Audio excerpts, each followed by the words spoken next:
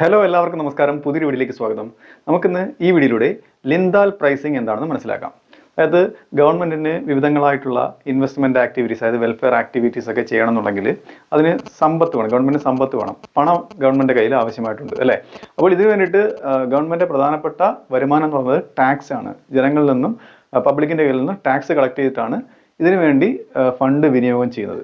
Okay, അപ്പോൾ ഈ tax payers അവർക്ക് ടാക്സ് പേ ചെയ്യുന്നതിനനുസരിച്ചുള്ള ശരിയായിട്ടുള്ള ആ ഒരു ഒരു യൂട്ടിലിറ്റി അവർക്ക് തിരിച്ചതിനുള്ള റിട്ടേൺസ് കിട്ടുന്നുണ്ടോ, അതിന് മതിയായിട്ടുള്ള പ്രതിഫലം ഗവൺമെൻറ്റിൽ നിന്ന് കിട്ടുന്നുണ്ടോ, അങ്ങനെയുള്ളൊരു പരിശോധനയാണ് ഈ പ്രൈസിങ് മോഡലിൽ, അല്ലെങ്കിൽ ഈ ലിൻഡാൽ പ്രൈസിങ്, ലിൻഡാൽ ടാക്സിങ് ഇതൊക്കെ പറയുന്നുണ്ടോ ഈ വീഡിയോയിൽ, ഇതിലൂടെ വ്യക്തമാക്കുന്നത്. നമുക്ക് നേരിട്ട് വീഡിയോയിലേക്ക് കിടക്കാം. ലിൻഡാൽ പ്രൈസിങ്, നമുക്ക് ഇതിൻ്റെ ഇൻട്രൊഡക്ഷൻ നോക്കാം. അതായത് governments collect fund from various sources to provide public goods or finance transfer payments. Transfer പേയ്മെൻറ്റാണ് ഞാനൊരു വീഡിയോ ചെയ്തിട്ടുണ്ട്, അത് ലിങ്ക് ഇവിടെ ഇട്ടേക്കാൻ ക്ലിക്ക് ചെയ്താൽ അത് മനസ്സിലാവുന്നതാണ്. അപ്പം ഇതിന് വേണ്ടിയിട്ട് ട്രാൻസ്ഫർ പേയ്മെൻറ്റ്സും പബ്ലിക് ഗുഡ്സൊക്കെ പ്രൊവൈഡ് ചെയ്യുന്നതിന് വേണ്ടി ഗവൺമെൻറ് പല ആൾക്കാരുടെ കയ്യിൽ നിന്നും ഫണ്ട് കളക്ട് ചെയ്യും. The source to collect fund is taxation. ഞാൻ ഓൾറെഡി അത് ഇൻട്രൊഡക്ഷൻ പറഞ്ഞു കഴിഞ്ഞു. അതിൽ ടാക്സേഷനിലൂടെയാണ് ആ ഫണ്ട് കിട്ടുന്നത്. ഇനി ഇതൊരു വേറൊരു മോഡലുമായിട്ട് കമ്പയർ ചെയ്യുന്നുണ്ട് ഈ ലിൻഡൽ പ്രൈസിങ് മോഡൽ. അതായത് അത് വോളണ്ടറി എക്സ്ചേഞ്ച് മോഡൽ എന്ന് പറയും. ഈ മോഡലിൽ പറയുന്നത് എത്ര ടാക്സ് ആണോ ആൾക്കാരുടെ കയ്യിൽ നിന്ന് കളക്ട് ചെയ്യുന്നത് അതിന് പ്രൊപ്പോർഷനായിട്ടുള്ള ബെനിഫിറ്റ് അവർക്ക് ഗവൺമെൻറ്റിൽ നിന്ന് കിട്ടുന്നു എന്നാണ് ഈ മോഡലിൽ പറയുന്നത്. അപ്പോൾ അതിനെ പരിശോധിക്കുന്നതിന് വേണ്ടിയിട്ടാണ് ലിൻഡൽ മോഡൽ. ഈ വോളണ്ടറി എക്സ്ചേഞ്ച് മോഡലിനെ പറഞ്ഞിട്ടുള്ള ഈ കാര്യങ്ങൾ പരിശോധിക്കാനാണ് ഈ ലിൻഡൽ മോഡൽ വന്നിരിക്കുന്നത്. അപ്പോൾ അതൊന്ന് എക്സ്പ്ലെയിൻ ചെയ്യാം. In this model, അതായത് voluntary exchange model, tax levels are determined automatically because tax payers pay proportionately for the government benefits they receive. ഞാൻ ഇപ്പോൾ പറഞ്ഞു കഴിഞ്ഞു. അടുത്തത് the individual who benefits the most from the public goods pay the most taxes. ആരാണോ ഏറ്റവും കൂടുതൽ benefit government കയ്യിൽ നിന്നും പബ്ലിക് ഗുഡ്സിൽ നിന്നും കിട്ടുന്നത് അവരാണ് ഏറ്റവും കൂടുതൽ ടാക്സ് കൊടുക്കുന്നത്. അപ്പോൾ ഈ മോഡലിനെ പരിശോധിക്കാൻ for analysing the voluntary exchange or benefit theory 2 models have been discussed. അതിലൊരു മോഡലാണ് ഈ ലിൻഡൽ മോഡൽ. അത് 2 മോഡൽ ഇതൊക്കെയാണ്. ഒന്ന് ലിൻഡൽ മോഡലും ആൻഡ് ബോവൻ മോഡലും. ഓക്കെ, അപ്പോൾ ഈ ലിൻഡൽ മോഡൽ പ്രധാനമായിട്ടും ഇദ്ദേഹം ഒരു ക്വസ്റ്റ്യൻ പോസ് ചെയ്യുന്നുണ്ട്. Lintel model poses A question of financing public goods. എന്തിന് ഈ പബ്ലിക് ഗുഡ്സിലേക്ക് ഫൈനാൻസ് ചെയ്യുന്നതിൽ എങ്ങനെ ഫൈനാൻസ് ചെയ്യണം എന്നൊരു ക്വസ്റ്റ്യൻ പോസ് ചെയ്യുന്നുണ്ട്. In harmony with individual benefits. അത് എങ്ങനെയൊക്കെ പബ്ലിക് ഗുഡ്സിനെ സ്പെൻഡ് ചെയ്താലാണ് പിന്നെ ആൾക്കാരുടെ ബെനിഫിറ്റിലേക്ക് അത് മാക്സിമം ബെനിഫിറ്റ് കിട്ടുന്ന രീതിയിലാകുന്നത്. അപ്പോൾ ഇതിന് ഇദ്ദേഹം ഒരു ഇക്വിലിബ്രിയം പറയുന്നുണ്ട് കേട്ടോ. അത് പ്രധാനപ്പെട്ട അത് marginal benefit is equal to marginal cost. അതായത് ഗവൺമെൻറ് ചിലവിടുന്ന, അതായത് പബ്ലിക് ഗുഡ്സിന് വേണ്ടി ചിലവിടുന്ന ആ എക്സ്ട്രാ കോസ്റ്റില്ലേ, പബ്ലിക് ഗുഡ്സ് നിർമ്മിക്കുന്നതിന് വേണ്ടിയിട്ടുള്ള എക്സ്ട്രാ കോസ്റ്റ് എന്ന് പറയുന്നത് അവർക്ക് കിട്ടുന്ന, അത് ഇൻഡിവിജ്വൽസിന് കിട്ടുന്ന എക്സ്ട്രാ ബെനിഫിറ്റിന് തുല്യമായി വരണം. അതാണ് ഇതിൻ്റെ കണ്ടീഷൻ എന്ന് പറയുന്നത്.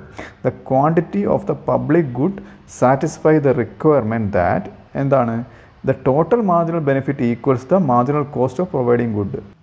ഇവിടെ ഇദ്ദേഹം ഇക്വിലിബ്രിയത്തിന് 2 കണ്ടീഷൻസ് പറയുന്നുണ്ട്. Necessary conditions for the equilibrium.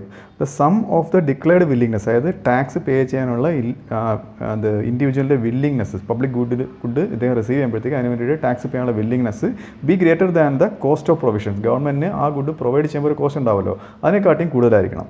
രണ്ടാമത്തെ കണ്ടീഷൻ വെച്ചാൽ the minimum willingness to pay is positive or more than 0. അതായത് മിനിമം വില്ലിങ്നെസ് 0 ആകരുത്, 0യിൽ കൂടുതലായിട്ടുള്ള ഒരു പോസിറ്റീവ് ഫിഗർ ആയിരിക്കണം, ഒന്നും പേ ചെയ്യാതിരിക്കരുത് എന്നർത്ഥം. അതാണ് ഇവിടെ ബ്രാക്കറ്റിൽ കൊടുത്തിരിക്കുന്നത്. DW is greater than MC, അതായത് declared willingness is greater than marginal cost എന്നുള്ളത്. ഇനി ഇതിൽ പറയുന്ന മറ്റൊരു കാര്യം നോക്കാം. Since the preferences of each individuals vary, അതായത് ഓരോ ഇൻഡിവിജ്വൽസിൻ്റെയും പ്രിഫറൻസസ് വേറെ വേറെയാണ്. ഒരാൾ പ്രിഫർ ചെയ്യുന്ന പോലെയുള്ള ആയിരിക്കില്ല മറ്റൊരാൾ പ്രിഫർ ചെയ്യുന്നത്. ഓരോരുത്തരെയും പ്രിഫറൻസ് വേറെ വേറെയാണ്. The tax paid by them is also different. അപ്പോൾ അവർ പേ ചെയ്യുന്ന ടാക്സും എന്തായിരിക്കും, ഡിഫറെൻറ്റ് ആയിരിക്കും. അപ്പം if each individuals tax price is set equivalent to the marginal benefits received, ഓരോ ഇൻഡിവിജ്വലിൻ്റെയും അവർക്ക് കിട്ടുന്ന ബെനിഫിറ്റ്സിനനുസരിച്ചാണ് അവർ ടാക്സ് പേ ചെയ്യുന്നുണ്ടെങ്കിൽ each individual is made better off by provision of the public good. അപ്പോൾ ഓരോ ഇൻഡിവിജ്വലും അവർക്ക് കിട്ടുന്ന ആ ഒരു ബെനിഫിറ്റിനനുസരിച്ച്, അതായത് പബ്ലിക് ഗുഡിന് കിട്ടുന്ന ബെനിഫിറ്റിനനുസരിച്ച് ഉള്ള ടാക്സാണ് പേ ചെയ്യുന്നതെങ്കിൽ അവർ ബെറ്റർ ഓഫ് ആവും, അവർക്ക് മോശമായിട്ടുള്ള ഒരു കണ്ടീഷൻ ഉണ്ടാകില്ല, സൊസൈറ്റിയിൽ ഉണ്ടാകില്ല എന്നാണ് പറയുന്നത്. ഇനി നമുക്കടുത്തത് ലിൻഡൽ ടാക്സ് എന്താണെന്ന് നോക്കാം. ഞാൻ തൊട്ട് മുമ്പ് പറഞ്ഞ കാര്യങ്ങൾ തന്നെയാണ് ലിൻഡൽ ടാക്സിലും വരുന്നത്. പബ്ലിക് ഗുഡിൽ നിന്ന് പബ്ലിക്കിന് കിട്ടുന്ന മാർജിനൽ ബെനിഫിറ്റ്സിനനുസരിച്ചുള്ള ടാക്സ് പേ ചെയ്താൽ അതാണ് ലിൻഡൽ ടാക്സ് എന്ന് പറയുന്നത്. ഞാൻ സെൻറ്റൻസ് വായിക്കാം. Lindahl tax is a system of taxation in which individuals pay for the provision of a public good in accordance to their marginal benefits. മനസ്സിലായില്ലേ? ഞാൻ ഒന്നുകൂടെ പറയുന്നില്ല. അടുത്തത്, those who get more benefits pay more tax. കൂടുതൽ tax benefit ആർക്കാണോ കിട്ടുന്നത് അവർ കൂടുതൽ ടാക്സ് പേ ചെയ്യുന്നു.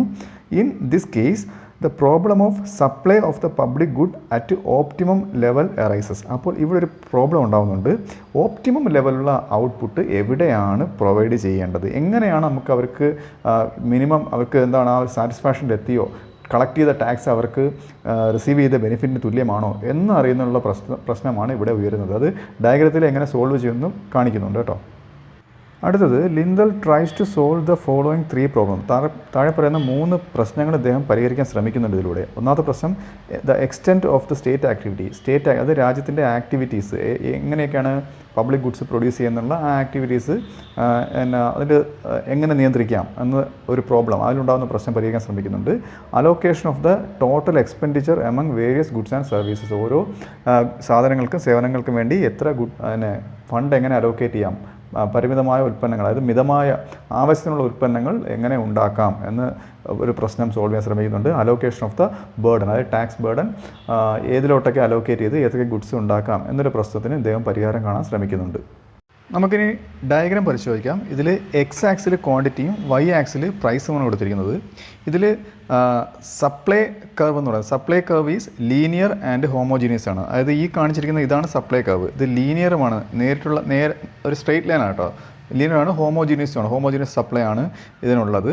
അടുത്തത് 3 ഡിമാൻഡ് കർവ് ഉണ്ട്. അത് ഓരോന്നും പരിചയപ്പെടുത്താം. ഇതിൽ ഈ ഡിമാൻഡ് കർവ് ഉണ്ടോ, ഡി എ എന്ന് പറയുന്നത് demand curve of tax pair A ആണ്. അതായത് ടാക്സ് പേ ചെയ്യുന്ന എ എന്ന ആളുടെ ഡിമാൻഡ് കർവ് ആണ് ഇത്. അടുത്തത് ഡി ബി ഉണ്ട്, ബി ഫോർ ബോയ്. അതായത് ഇതെന്ന് പറയുന്നത് demand curve of tax pair B ആണ്. അടുത്തത് ഈ ഡിമാൻഡ് കർവ് ഉണ്ടോ, ഡി ടി എന്ന് പറയുന്നത്. ഈ ഡിമാൻഡ് പറയുന്നത് demand curve of both A and B ആണ് ഇതെന്ന് പറയുന്നത്. ഇനി നമുക്ക് ഇതിൽ സപ്ലൈ കർവ്, ഡിമാൻഡ് കർവ്, അതിൻ്റെ സമ്മേഷനും നമ്മൾ മനസ്സിലാക്കി കഴിഞ്ഞു. ഇതെങ്ങനെ ഈ ഡയഗ്രാം വർക്ക് ചെയ്യുന്നു നോക്കാം. അടുത്തത് the total amount of goods produced Q N ആണ്. അതായത് ഈ ക്യു എൻ, ഈ ഒരു ഡിസ്റ്റൻസ് ആണ് എന്ന് പറയുന്നത് total amount of goods produce ചെയ്തത്, മൊത്തത്തിലുള്ള പ്രൊഡ്യൂസ് ചെയ്ത ഗുഡ് എന്ന് പറയുന്നത്. അതായത് കോൺട്രിബ്യൂഷൻ ഓഫ് എ എന്ന് പറയുന്നത്, ഇപ്പോൾ ഞാൻ ടാക്സ് പെയർ എയുടെ കാര്യം പറഞ്ഞല്ലോ, അപ്പം അദ്ദേഹത്തിൻ്റെ കോൺട്രിബ്യൂഷൻ വെച്ചാൽ NE, ഇത്രയുമാണ് ഇദ്ദേഹത്തിന് ഇതിലുള്ള ഈ ഗുഡ്സിൽ ഇദ്ദേഹത്തിനുള്ള കോൺട്രിബ്യൂഷൻ എന്ന് പറയുന്നത്. ഓക്കെ. അടുത്തത് മറ്റേ ബി എന്ന് പറയുന്ന ടാക്സ് പെയർ ബിയുടെ കോൺട്രിബ്യൂഷൻ എത്രയായിരിക്കും, NF എന്ന് പറയുന്ന ഈ ഡിസ്റ്റൻസ് ആയിരിക്കും ഇദ്ദേഹത്തിൻ്റെ കോൺട്രിബ്യൂഷൻ എന്ന് പറയുന്നത്. ഓക്കെ. ഇത്ര നിങ്ങൾക്ക് മനസ്സിലായെന്ന് വിശ്വസിക്കുന്നു. അടുത്തത് ടോട്ടൽ സപ്ലൈ എന്ന് പറയുന്നത് NG ആണ്. അപ്പോൾ സപ്ലൈ കർവിൽ മുട്ടുന്നതാണല്ലോ അതിൻ്റെ ടോട്ടൽ സപ്ലൈ എന്ന് പറയുന്നത്. അപ്പം ഇത്രയുമാണ് ഇവിടുത്തെ സപ്ലൈ എന്ന് പറയുന്നത്. ഓക്കെ. ഇത്രയും കാര്യം മനസ്സിലായല്ലോ. അടുത്തത്, ഇപ്പോൾ ഇവിടെ എന്തിലെത്തിയിട്ടില്ല, ഇക്വിലിബ്രിയത്തിൽ എത്തിയിട്ടില്ല. ഈ കർവ് ഇപ്പോഴും ഇക്വിലിബ്രിയത്തിൽ എത്തത്തില്ല. അതായത് സപ്ലൈ നോക്കുക, അതായത് ടോട്ടൽ ഗുഡ്സ് പ്രൊഡ്യൂസ് ചെയ്ത് നോക്കുക, ഓരോരുത്തരുടെയും കോൺട്രിബ്യൂഷൻ നോക്കുക, എന്നാലും ആ സപ്ലൈ ഈസ് ഈക്വൽ ഡിമാൻഡ് എന്നുള്ള ആ ഒരു പോർഷൻ എത്തിയാലേ ഇക്വിലിബ്രിയം എത്തത്തുള്ളൂ. അത് ഇവിടെ ഈ കണ്ടീഷനിൽ എത്തുന്നില്ല.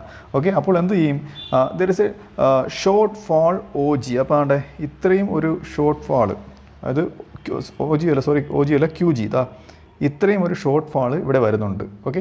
അത് ആ ഒരു ഡിമാൻഡ് സപ്ലൈ ഇക്വിലിബ്രിയം അവിടെ എത്താത്തത് കൊണ്ട് ഇത് എത്തുന്നതിന് വേണ്ടിയിട്ട് in this case production shifts from QN to PM. ഈ ഒരു കേസിൽ ഈ QNൽ നിന്ന്, അതായത് ഇതാണല്ലോ QN, അതിൽ നിന്ന് ഷിഫ്റ്റ് ചെയ്തിട്ട് PM-ലേക്ക് പ്രൊഡക്ഷൻ ഷിഫ്റ്റ് ചെയ്യുന്നു. ഞാൻ ഈ പറഞ്ഞ ഈ ഡയഗ്രത്തിലേക്ക് അല്ലെങ്കിൽ ഈ കർവിലേക്ക് എന്ത് ചെയ്യുന്നു, പ്രൊഡക്ഷൻ ഷിഫ്റ്റ് ചെയ്യുന്നു. അപ്പോൾ എന്താണ് സംഭവിക്കുന്നത്, here contribution of A is JM. എയുടെ കോൺട്രിബ്യൂഷൻ JM ആണ്, ബിയുടെ കോൺട്രിബ്യൂഷൻ RM ആണ്. ഓക്കെ. ഇനി ശ്രദ്ധിക്കുക, here supply is PM. Supply എത്രയാണ്, PM ആണ്. കണ്ടോ. അപ്പം ഇങ്ങനൊരു കണ്ടീഷനിൽ അപ്പോൾ പ്രൊഡക്ഷൻ ഇവിടേക്ക് ഷിഫ്റ്റ് ചെയ്ത് കഴിഞ്ഞാൽ നമുക്ക് എന്തിലെത്താം, ഇക്വിലിബ്രിയത്തിൽ എത്താം എന്നാണ് കാണിക്കുന്നത്. ഇവിടെ QG എന്ന ഗ്യാപ്പ് ഉണ്ടാവുന്നു, ഇവിടെ ആ ഗ്യാപ്പ് ഇല്ല. Demand curve is equal to supply curve. അപ്പോൾ ഇവിടെ എന്തായി, ഇക്വിലിബ്രിയത്തിൽ എത്തി എന്നാണ് ഇതിൽ പറയുന്നത്. Okay. Here equilibrium is attained. Here marginal benefit and marginal cost is equal for A and B. അപ്പോൾ മാർജിനൽ ബെനിഫിറ്റും മാർജിനൽ കോസ്റ്റും Aക്കും Bക്കും ഇവിടെ തുല്യമായിട്ട് വരുന്നു എന്നതാണ് ഇതിൽ കാണിക്കുന്നത്. ഇതാണ് ലിൻഡൽ ഡയഗ്രത്തിൽ ഇദ്ദേഹം ഇക്വിലിബ്രിയത്തിൽ എത്തുന്ന കണ്ടീഷൻ പറയുന്നത്. അപ്പോൾ ഈ വീഡിയോ നിങ്ങൾക്ക് മനസ്സിലായെന്ന് വിശ്വസിക്കുന്നു. അടുത്ത വീഡിയോയുടെ മറ്റൊരു വിഷയമായി വീണ്ടും കാണാം.